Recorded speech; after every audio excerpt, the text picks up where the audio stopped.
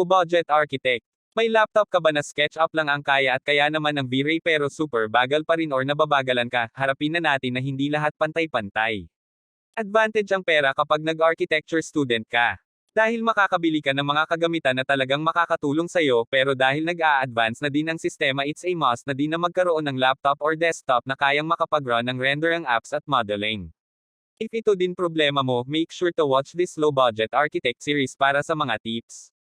So ayun nga, SketchUp lang mayroon ka at super bagal ng laptop lalo na sa rendering, ito ang tips na maipapayo ko.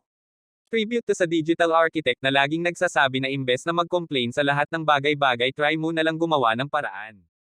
Sa tutorial na to, kumuha tayo ng sample model sa 3D warehouse.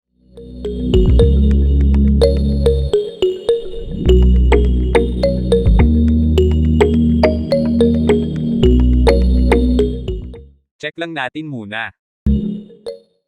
In your case, kapag tapos nyo na ay 3D yung model nyo, kailangan nyo na tong linisan tulad ng kapag ito ay i-render mo na.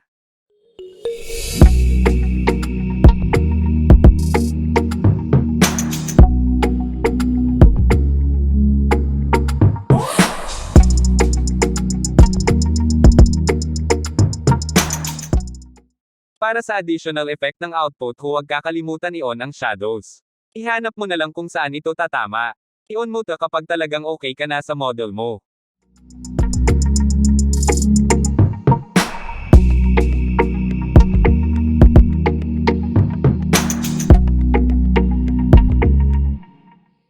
Punta sa default trait styles, edit, i-uncheck ang edges at profile.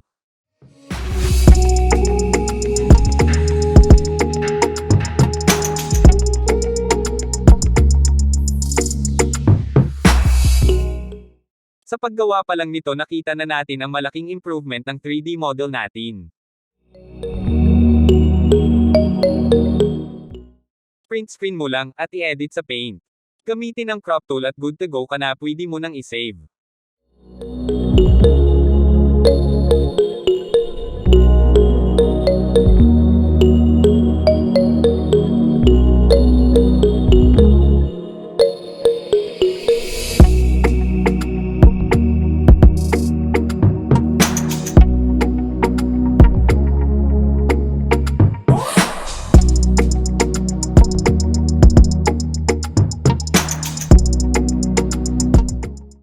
Gawa pa tayo ng ilang output.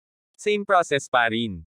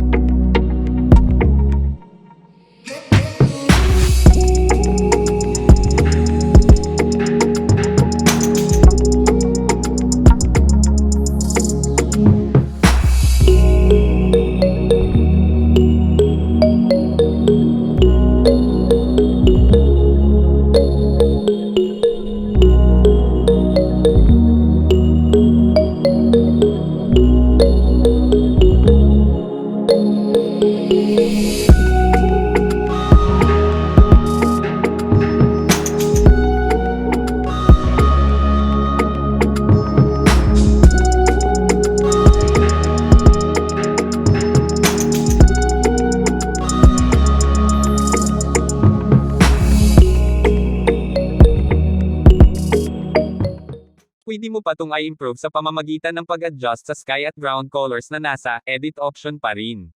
Pili lang ng kulay na pasok sa panlasa mo or kulay na magko-contrast sa iyong model.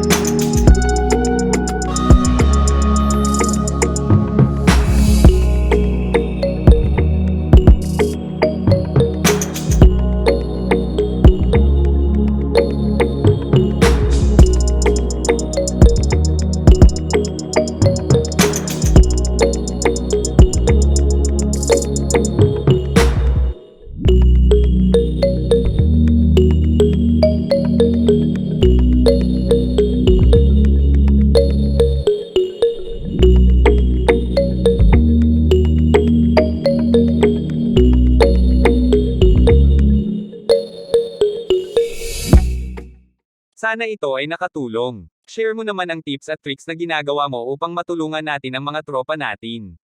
Huwag din kalimutan i-like at mag-subscribe sa channel natin. Salamat!